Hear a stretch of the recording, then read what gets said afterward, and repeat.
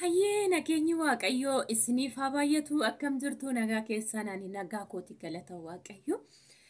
Har'a buna dhaabachuutan jira buna danfifadha jedheeni na wajjin ta'a. Chaanala koof warri haaraatan seenaa subscribe godhaa warri immoo viidiyoo laaltan yeroo laaltan ijoollee biraatiif share godhaan isinii jedha.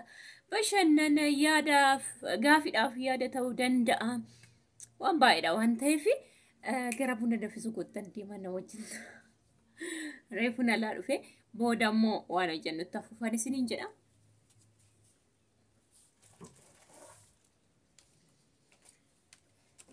Akkasii jedha ijoollee. Ijoolleen baay'een yaada baay'ee barreessitu yaada baay'ee gaariidhas nama jedhu dhugaan isiniin jedha baay'ee nama gammachiisu. Tokko warri barreessitan jirtu baay'ee natti tola'anii yaadni akkasii dhugaa waaqan isiniin jedha. Tokko immoo guutuutti sammuu normaal banaa kan ta'e jira ijoolleen tokko. Yeroo hunda yoo dogoggortellee gaarummaadhaan kan sitti deemu. Kanaaf baay'ee tokkon jaaladha namoota akkasii. Otoo waaqayyoon nu baay'ise bareedan isiniin jedha. Asumaan bunni kaleerraa qicadhe isinii. Birrii suuqiitti birrii 350 garuu ani iddoo tokkoon gabaa iddootti gurguran achiin bite birrii 300 nan bite ani 300 nan bite garuu Finfinnee 360 engadda sisteriin yeroo Finfinnee bayiraani 360 bitte buna marxii tokko jechuudha. Illee akkasuma ምንም የሌለበት መጣሪያ jechuudha. Manqa birri gabaa guddaa keessaan bitadheeni kiiloo dhaqaa kana shaganii kiiloo safaranii isinii kaawwan ta'e birri 300 nan bite garuu suuqiitti 300 akka bunaatti 340 350 akkasii magaalaa guddaatti immoo 360 fayyoo riipoorti isinii gootisa magaalaa sachi karaa Finfinnee. So akkasii isiniin jechuu barbaade akkasii na wajjin ta'ame. Amma buna miicuutti haasaa hojjechuun yeroo tokko na dhiba.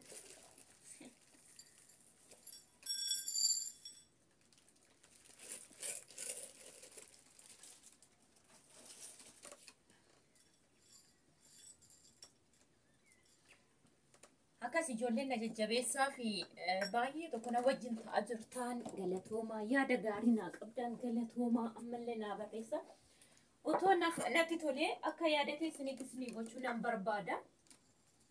Meeshaa mana keessaa nu gaafadhu naan jettu soofaa kana minaamin gaafanneera isiniin jedhanii soofaa nu didan viidiyoo gochuudha. Kunoo meeshaa manaa immoo hin ariifate malee mucaan hunduma isaatu gatii isaa faanaan isinii waraaba ture. Garuu hin ariifate gabaa faana waan ariifateef amma natti ni tokko immoo isinii ibseera. Ibseera waan ta'eef achumaaf viidiyoo sirriitti dhaggeeffadha. Gatiidhuma faana jira. Dirqama shiinii 10 achi jiraate viidiyoo yaani gatii isaa hundumaan gaafanne shiinii tokko gaafadhe gatiin isaa mana jedhe. Fakkeenya kan abbaa gadaa sana gatii isaa himeera. Kan immoo abashaa isinitti himeera. Bakka kana maal barbaadda waan biraa? Irkabootii isinitti himeera. 700 jedhe shiikootii kana. Isa kan 900 inni immoo guddaan kan kootii birrii 500 jedhe kaleessa jechuudha. Akkuma sitti mee kun barmeelota gatii isaa isinitti himeera. Birrii 2500 1800 2300 2000 jira akka darajaatti. Lammaffaa immoo maallaa ibseeyyuu jookiillee naa ibsee gimmaashni jookiin wayiin jirtu akka anyu tokko. Warqammaa wayii 1800 jedhe iddoo biraatti 1900 jedhe mirxii tokko shi kunillee baay'ee manaa miti. Kanaaf gimmaash addasiin himee guutuun meeqa akka ta'e immoo isinis tilmaamuu dandeessu jechuudha. Kanaaf yeroo biraa immoo gatii isaa hunduma walii galatti isiniif nan ibsaa isiniin jechuun barbaade rakkoo hin qabu. Isin chaanaala koo jajjabeessaa ijoollee biraatiif share godhaa. Dhugaa dubbachuuf jechuudha. Dhugaa dubbachuuf ምንም dhossaa waan hin qabne walisoo keessa namni wal qixxeedha. Amma Finfinnee ga'utti namni gidduu kanatti meeshaa maatiidha geessu hin jiru. Walqixxee bargit dubarri Amaariffaan hojjetan sun jiru. Yatambiin garasi shiinillee jechuudha. Magaalaa sana keessa shiini gara sana jechuudha. Kanaan alatti Adaamaa Finfinnee kana malee ijoolleen meeshaa walii maatiidhaa keessa hin jiru. Finfinneedhaayyuu as walii sofe'aa jiru. Walqixxeedhaayyuu as walii sofe'aa jiru ijoollee ajajatanii jechuudha. Kanaaf walaa jajjabeessinu. Ashaan kun gara Finfinnee gara biraan geessiti amma jechuudha. Kana jechuun otoo as jiru waa'ee kanaa immoo qaataa isitti dubbadhe. Isin xaxxeennaan dirqama zimmi jechuun qaba. Maaliif dubbadheera jechuudha. Isin yeroo tokko ijoolleen tokko yookiin immoo namoonni tokko maal barbaaddu warra chaanala gurguddaa bakka taf akka malee jedhan isa bicha barbaaddu. Gadi yoo jedhee waan sana hojjenne seetu jechuudha. Anamma too namni na ajajate meeshaa bitee oqee warra sanaa geessu wanti na hin jiru. Garuu namni ajajate hin jiru tokkoffaa. Yeroo baay'ee immoo ani isinii heeyyama meeraa isiniifan hojjedhaddan jedhee mana kana toon hin seeniin iyyuu. Meeshaa isiniifan geessa maatii keessan bira isiniif jechuudha. Kanaaf erga isiniin ajajanne waa gochuu hin danda'u. Garuu ashaan amma fakkeenyaaf meeshaa ishiin bittan ija kootiin argeera. Wal komachuu otoo hin taane jechuudha. Achii bittee walisoo fiddi. Walisoo yeroo fiddu meeqam keessistee fiddi meenatti himaa. Itoophiyaan keessa jirti. Gatiidhuma asii bituun bitti gatiidhuma achiitiin bitama. Garuu dabilii sinuma irratti iyyuu ta'ee jira jechuudha. Adaamadhaa mee ilaala. Adaamadhaa fiddee Finfinneetti buusifti. Makinaan Adaamadhaa dhufee walisoo dhufu hin jiru gonkumaa. Adaamadhaa dhufee walisotti Finfinneetti buusifti. Finfinneedhaan ammoo garnaa makinaa biraatiin as fiddi jechuudha. Yoo kontiraata noormaalii qabde. Kontiraata meeqan qabdee dhufte Adaamadhaa walisoo. Kaffaltiin keessanuma miti. Kanaaf yeroo namni nu jajjabeessaa isiniifis gargaarsaa anaafis guddina yeroo jedhamu nam tokko baay'ee akka waan kadhaa wayii fakkaata dhugaa Waaqayyoo jechuudha. Innaa kan koo garuu chaanaalli guddachuudhaaf karaa kamiinuu jedheerame. Waan biraas hojjedhe kanas hojjedhe waan murteessee ka'eef yeroo fudhatu waan guddachuu dhiisuu miti. Yeroo isaatti hin guddata. Yeroo sadagin ofiin na barbaada namni tokko. Otoo nani isiniifan godha jedhee hin dubbatini jechuudha. Kanaaf dirqama hin beektu gatii soofaa silaan. Karaa Amaariffaa, karaa Oromiffaatiin namni baay'een hin ibsa. Waan adda miti. Amma gatii soofaa, gatii mana eenyu keessaa naan jiru. Surumaayyuu gara biraatti hin dabala. Dhugaan isiniin jedha. Amma meeshaa ijoolleen biraa fe'anii maatiidhaa geessana nan argaa jechuudha. Kanaaf maal isiniin jechuuf barbaadeni chaanaalli inni guddaanis inni xinnaanis hojii hojjechuuf ka'eenuma hojjeta. Ani immoo waan duraan jechuudha. Waan subscribe 2,000 namni 200 yookiin 500 ilaaluuf hojii amma kana dadhabumaaf hin hojjedhachaan ture. Namni osin jajjabeesse malee moo ta'u otoo namni 3,000 5,000 laale namni sun immoo nama biraatiif share godhe sana keessaa immoo namni 5 illee dhufe immoo anas na jajjabeesse ofiifis itti fayyadame gaariidha. Garuu kun hin jiru. Kanaaf amma ergan isinii heeyyame immoo bargit dhugaa Waaqaa kana jechuun ulfaataadha. Warri meeshaa fe'anii maatiidhaa keessan isinii geessan baay'ee Itoophiyaa keessatti burcuqqoo tokko bittee deemuufuu akka taatu. Yoo dirqama kontiraata qabdee isa sossobaanii deemte malee fiite baqa miinillee sirkatti caccaba jechuudha. Yeroo sana ammoo ati akka keetti ilaalta waan ta'eef miini cabu sanaaf baay'ee lubbuun kee wajjin deemu. Yeroo biifee fe'an amma ijoolleen tokko yeroo maal jedhan nama faana waliin taaggalu. Namni immoo Itoophiyaa keessatti yeroo waan tokko feesiftu waan ofii qabaattee fi akkasitti bittee fi achi deemtu sisea waan birrii qabdu. Waan nama gargaarsaa deemtu se'anii jechuudha. Birrii dabilii si gaafachuu deemu waan ta'e baqa. Ati immoo yeroo dabilii si gaafatan hin quuqamta. Ana jechuun isin jechuun waan ta'e jechuudha. In ulfaata. Meeshaa bitee namaa geessuu minaamina jechuun salphaan seenaa surmaayyoo. In ulfaata. Ani immoo akka bolummaatti anaan hin ajajatina abbaa feetaniin ajajadha.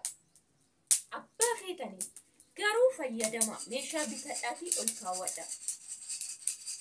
Yeroo dhuftan otoo hin taane yeroon dhufe meeshaan ani bitee fi har'a gatiinsaa walakkasitti dabalee isiniin jedheera. Jijjiirama waggaa tokko keessatti. Kanaaf meeshaa bitadhaafteedha. Abbaa feetaniin ajajadha. Anaan toon taanii jechuudha. Ani immoo yoo ajajattan eessayyuu isiniif hin qaqqabsiisa jedheera. Ijoolleen tokko tokko Adaamaa nu geessitaa ree iddoo kanaa nu geessitaa ree naan jedhu. Bakka addannan geessa jedhee hin sobuutii asii arsii garas hin deemu. Amma Adaamaatti nan deemu. Beekas waan ta'eef jechuudha. Asiin amma oolotaa nan deemu. Kanaan achitti garuu hin deemu. Na biyya keessa naannoo koo warra jiran immoo nan gargaara nan fayyada. Anis immoo chaanaala koo sana keessa anis nan fayyadama sayyadu. Kana itti fayyadama isiniin jechuu barbaade.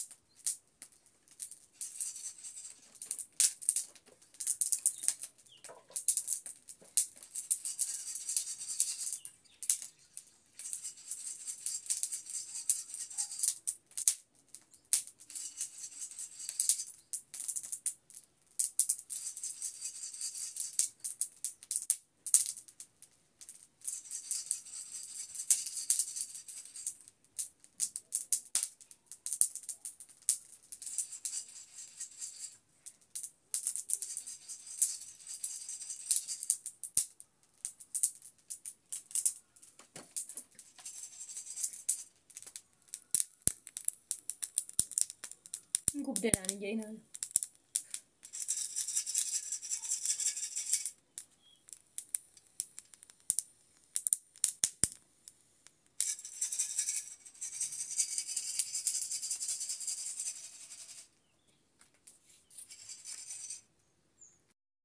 Anuma jechuudha. Itoophiyaadhaa biteen ture. Qaata tabalashee gateen surumsaatu jechuudha. Gatee kuni kunoo inuma jira.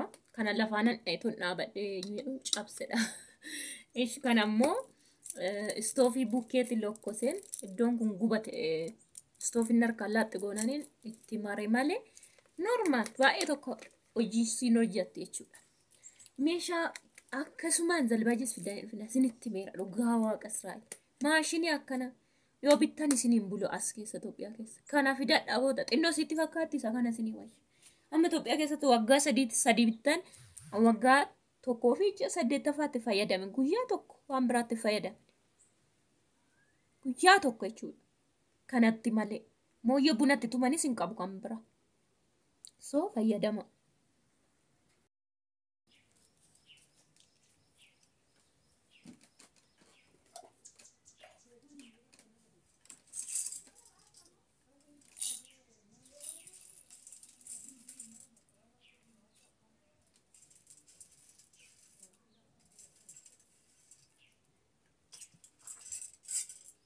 Baay'ee nagaa.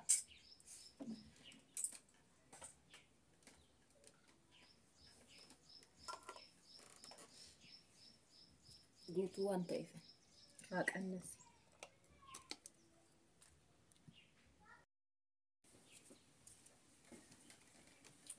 Buna si qaqqabsiise laala. Buna si qaqqabsiise. Kottaa dhugaa.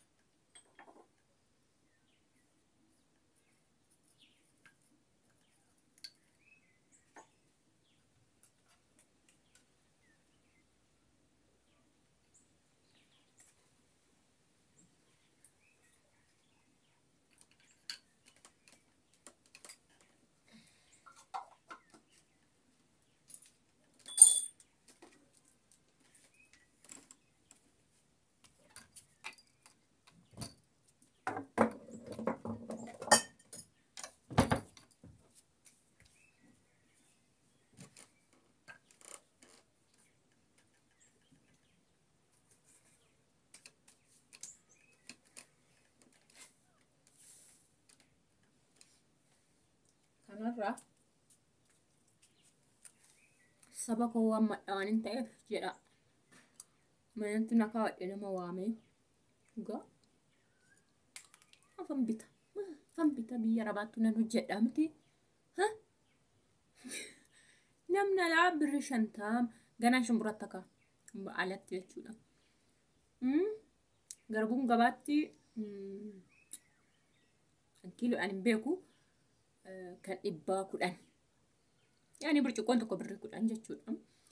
10 burcuqqoo 10 akkas tambitee namni dhufnee si gargaarannaan hin barana. Viidiyoo isinii waraabee nariifadhee roobee nutti dhufee roobne. Kaawwadhee maa kana laabi tokko. Amma shumburaatti akaayeen shumburaan immoo kan 8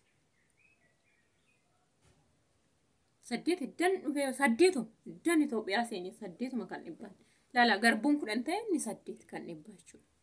Baay'ee nama dinqa dhugaa.